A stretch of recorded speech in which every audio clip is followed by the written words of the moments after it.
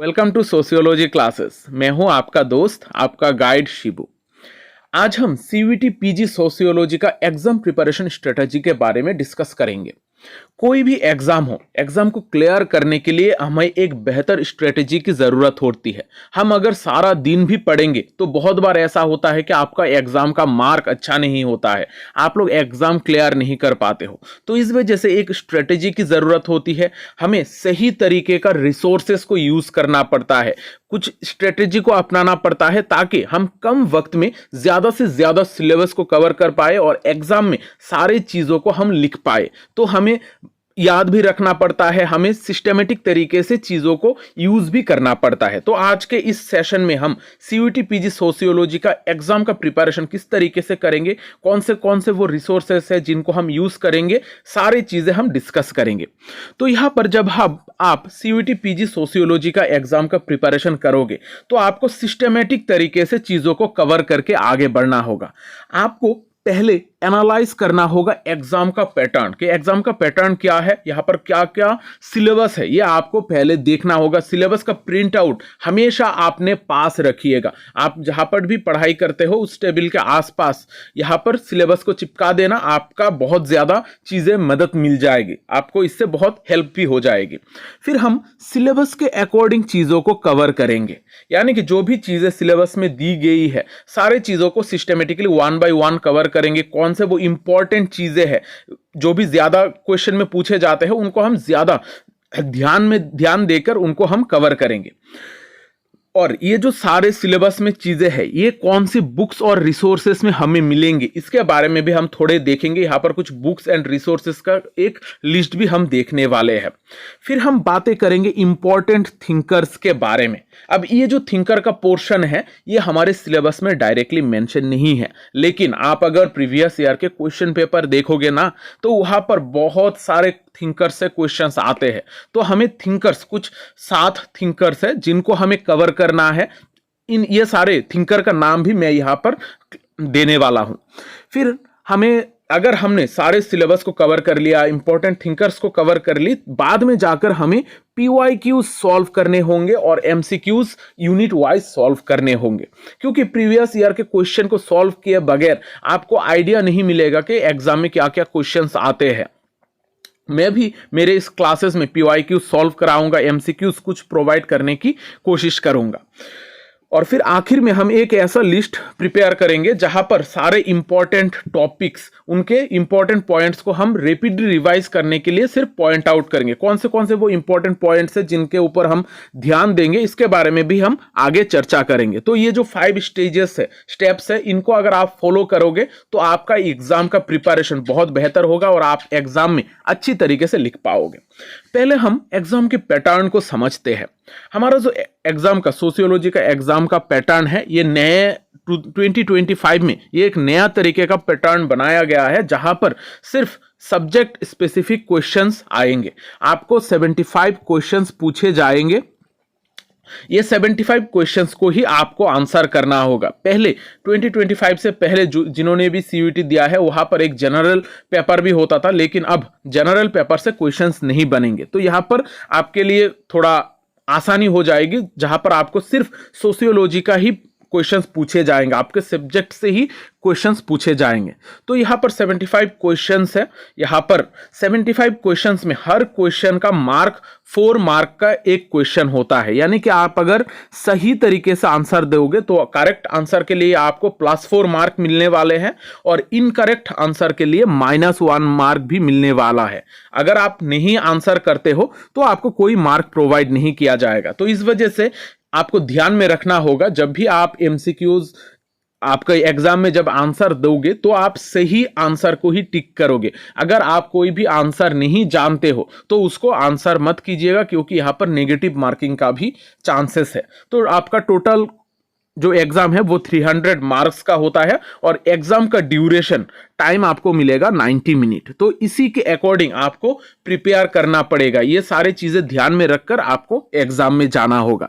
तो यहां पर अंधाधुन आप सिर्फ आंसर्स को टिक नहीं कर पाओगे, यहां पर आपको देख देख कर आंसर को टिक करना पड़ेगा, कौन सा सही है इसके हिसाब से आप आंसर को चूज करोगे।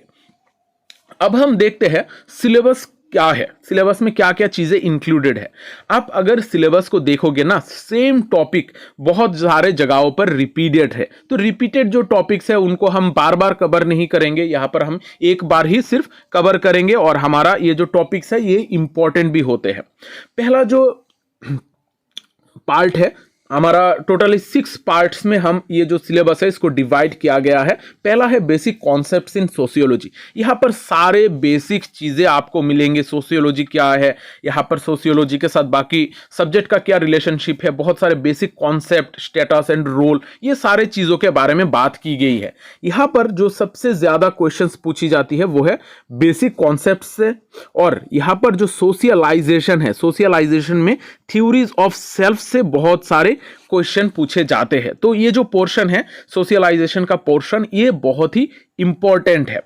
फिर आप देखोगे सोशल प्रोसेसेस एंड प्रॉब्लम्स, यहां पर भी बहुत सारे प्रोसेसेस के बारे में बात की गई है। यहां पर जो सबसे बड़ा यूनिट है वो है सोशल इंस्टीट्यूशंस का। सोशल इंस्टीट्यूशन में बहुत सारे चीजें आती है, family, marriage, kinship, education, religion, economy, सारे चीजों को हमें थोड़ा डिटेल में पढ़ना पड़ता है। और ये जो पोर्शन है इनमें से 3 या फिर 4 क्वेश्चन आपको देखने को मिलेंगे। सोशल इंस्टीट्यूशन से ही 3 या फिर 4 क्वेश्चंस आपको एग्जाम में मिलेंगे। तो ये पोर्शन बहुत इंपॉर्टेंट है, ये थोड़ा टफ पोर्शन भी है। अब यहाँ पर आप लोग जो भी यूनिट्स देख रहे हो, जो भी चीजें देख रहे हो, ये सारे चीजें आपको मेरे यूट्यूब चैनल के प्लेलिस्ट सेक्शन पे मिल जाएगी। CUET PG सोशियोलॉजी कह के एक प्लेलिस्ट है, वहां पर आपको ये सारे चीजें ऑलरेडी मैंने क्लासेस प्रोवाइड कर दी है, वहां पर आपको सारे सिस्टमेटिक तरीके से मिल जाएंगे। फिर जो हमारा यूनिट है वो है society, culture and social change. यहां पर भी सोसाइटी के बारे में, कल्चर के बारे में बहुत सारे चीजें बातें की गई है। फिर जो पोर्शन है वो है इंडियन सोसाइटी। हमें सबसे ज्यादा दिक्कत आती है ये 2 यूनिट्स को कवर करने में, क्योंकि ये 2 यूनिट्स से इतना ज्यादा क्वेश्चंस नहीं आते हैं, लेकिन फिर भी ये जो सिलेबस है, सिलेबस बहुत ज्यादा वास्ट है, बहुत बड़ा सिलेबस है। खास करके इंडियन सोसाइटी का जो पोर्शन है ये बहुत ही इंपॉर्टेंट हो जाता है हमारा एग्जाम के पॉइंट ऑफ व्यू से। तो यहाँ पर बहुत सारे चीजों के बारे में यहाँ पर बात की गई है, लेकिन इनको हमें थोड़ा देखना होता है कि कौन से मटेरियल अवेलेबल है। मैंने भी, मेरे जो प्लेलिस्ट है यहाँ पर बहुत सारे क्लासेस आपको ऑलरेडी मिल जाएंगे, लेकिन कुछ क्लासेस की कमी है, तो वो मैं जरूर कोशिश करूंगा उनको कवर करने के लिए। फिर यहाँ पर जो नेक्स्ट पार्ट है वो है सोशल रिसर्च का। अब रिसर्च से भी बहुत ज्यादा क्वेश्चंस पूछे जाते हैं। रिसर्च में जो सारे टॉपिक्स है, सारे टॉपिक्स के रिगार्डिंग ऑलरेडी मैंने क्लासेस प्रोवाइड करके रखे हैं। आप लोग प्लेलिस्ट सेक्शन में सारे चीजें आप लोगों को मिल जाएगी। फिर यहाँ पर सोशल प्रॉब्लम्स इन इंडिया, जहां पर प्रॉब्लम्स के बारे में, इश्यूज के बारे में बात की जाती है। अब यहाँ पर आप लोग अगर देखोगे ध्यान देकर, तो यहाँ पर बहुत सारे प्रॉब्लम्स एंड इश्यूज के बारे में बात की गई है। यहाँ पर जो भी प्रॉब्लम्स एंड इश्यूज है इनको हमें इन डिटेल कवर करने की जरूरत नहीं होती है। यहाँ पर जो भी चीजें हैं, यहाँ पर फैक्चुअल टाइप क्वेश्चंस हमें पूछे जाते हैं। यहाँ पर कुछ डेट्स, कुछ एक्ट्स, ये सारे चीजों के बारे में हमें ज्यादा पूछा जाता है। तो यहाँ पर सिंपली हमें ऊपर ऊपर से चीजों को कवर करके जाना होगा, क्योंकि हर टॉपिक को अगर हम डिटेल में कवर करेंगे तो हमें एग्जाम में इतने सारे चीजें याद रखने में दिक्कत भी हो सकती है। और सोशल प्रॉब्लम्स इन इंडिया का जो यूनिट है, यहां पर ये दोनों चीजें मैंने ऑलरेडी कवर करके दे दी है, और बाकी चीजें भी धीरे धीरे कवर कर दूंगा। तो ये तो हो गई हमारे सिलेबस की बातें। तो अब सिलेबस में आप लोग देखोगे कि बहुत सारे चीजें हैं। यहां पर वेस्टर्न, मतलब इन जनरल बहुत सारे चीजों को कवर किया गया है। साथ ही साथ इंडियन सोसाइटी के रिगार्डिंग भी बहुत सारी चीजें दी गई है। इंडिया में सोशल प्रॉब्लम के रिगार्डिंग भी क्वेश्चंस पूछे गए हैं, यानी कि सिलेबस में दी गई है। तो यहाँ पर कौन से वो रिसोर्सेस है जहां पर हमें ये सारी चीजें अवेलेबल मिलेगी। अगर मैं वन स्टॉप सोल्यूशन की बात करूंगा तो इग्नू BS सोशियोलॉजी के जो बुक्स है वो सबसे ज्यादा सही है ये सारे एग्जाम के लिए। CUET PG के लिए इग्नू BS सोशियोलॉजी का जो मटेरियल है वो सबसे सही है। आप अगर देखोगे वहां पर सारी चीजें इन डिटेल दी गई है, आपको लगभग सारे चीजें वहां पर मिल जाएगी। लेकिन इग्नू का जो बुक है ये बहुत ही वास्ट होता है। हम अगर सीरियली पढ़ते रहेंगे ना तो हमें सारी चीजें, कौन सी चीज इंपॉर्टेंट है, कौन सा चीज इंपॉर्टेंट नहीं है, ये हमें पता नहीं होगा। तो अगर आपको पढ़ना है तो आप इग्नू बीएस सोशियोलॉजी का बुक पढ़ सकते हो। यहाँ पर उनका इग्नू का एक वेबसाइट है ई ज्ञान कोश, वहां पर आपको सारे चीजें फ्री में अवेलेबल मिल जाएंगी, आप लोग वहां से टॉपिक्स कवर कर सकते हो। और ये जो इग्नू बीएस सोशियोलॉजी का मटेरियल है, इनको मैंने कंबाइन करके सिंपल फॉर्म में मैंने अपना जो प्लेलिस्ट है सीयूटी पीजी सोशियोलॉजी का प्लेलिस्ट है वहां पर मैंने कवर कराने की कोशिश की है। तो यहाँ पर आप लोगों को इग्नू बीएस सोशियोलॉजी से भी पढ़ सकते हो सारी चीजें, और अगर आपको इतने सारी चीजें पढ़ना नहीं है तो आप डायरेक्टली मेरा जो प्लेलिस्ट है वहां पर से एग्जाम के लिए प्रिपेयर कर सकते हो। आपको मेरे चैनल के प्लेलिस्ट पे यहाँ पर मेरे चैनल पे ये प्लेलिस्ट मिल जाएगी, इसको आप पढ़कर आगे बढ़ सकते हो, इससे आप डायरेक्टली एग्जाम के लिए प्रिपेयर कर सकते हो। यहाँ पर लगभग सारे चीजें आपको मिल जाएगी। अब यहाँ पर और कौन सी वो बुक है जो हमें पढ़ना पड़ेगा या फिर हम पढ़ सकते हैं।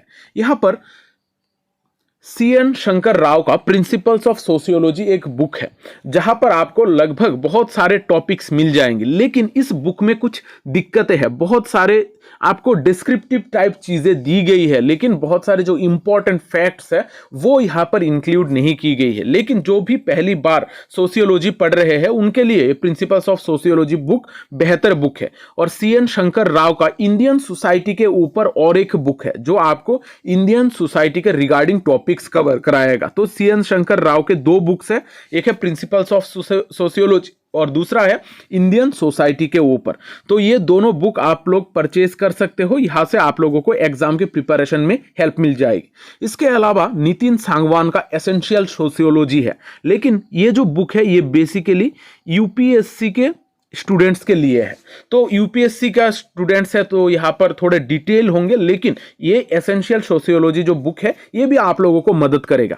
और सोशल प्रॉब्लम्स का जो पार्ट हमने देखा है, बहुत सारे टॉपिक सोशल प्रॉब्लम्स के ऊपर है, ये आप लोगों को मिल जाएगा राम आहूजा के book social problems in India में। तो ये सारे बुक्स और रिसोर्सेज जो है वो आप यूज कर सकते हो। लेकिन आपको लगे कि ये सारे बुक्स आप नहीं पढ़ पाओगे तो आप लोग सिंपली मेरे CUET पीजी सोशियोलॉजी का प्लेलिस्ट देख लो। मैं सारे जगहों से चीजों को इकट्ठा करके आप लोगों को क्लासेस प्रोवाइड कर रहा हूं, तो वहां पर से आप लोग डायरेक्ट आपके एग्जाम के लिए प्रिपेयर कर सकते हो। और अगर आप लोगों को इन सारी चीजों की नोट्स की जरूरत है तो नोट्स को परचेस करना पड़ेगा, लेकिन क्लासेस जो है एकदम फ्री है। हर कोई ये सारे यूट्यूब प्लेलिस्ट का एक्सेस करके एग्जाम के लिए प्रिपेयर कर सकता है।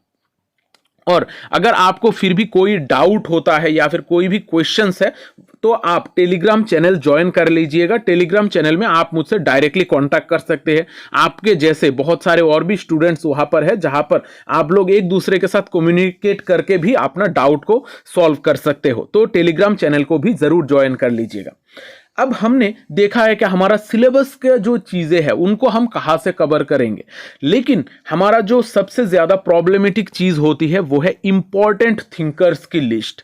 यानी कि कौन से वो थिंकर्स है जिनको हमें कवर करना होगा एग्जाम में, जिन थिंकर्स से क्वेश्चन पूछी जाती है।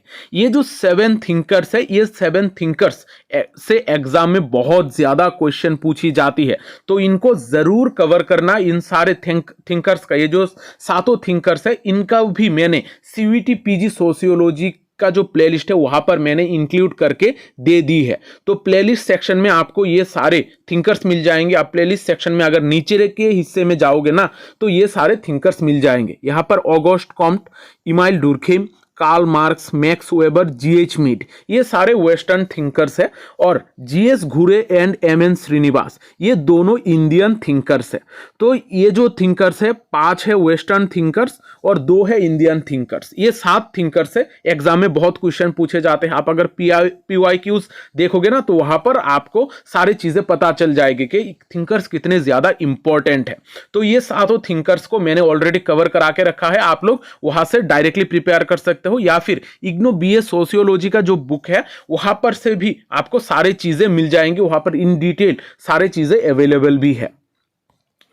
तो यहां पर आप लोगों को जो भी चीजें मटेरियल की जरूरत होती है, जो भी क्लासेस की जरूरत है, तो आप लोगों को ये CUET पीजी सोशियोलॉजी के प्लेलिस्ट में मिल जाएगी। ऑलरेडी सारी चीजें मैंने इंक्लूड करके दे दी है। तो अगर हमने सारे चीजों को कवर कर लिया तो हमारे पास क्या बचता है, हमें और कौन सी चीजों को करना होगा?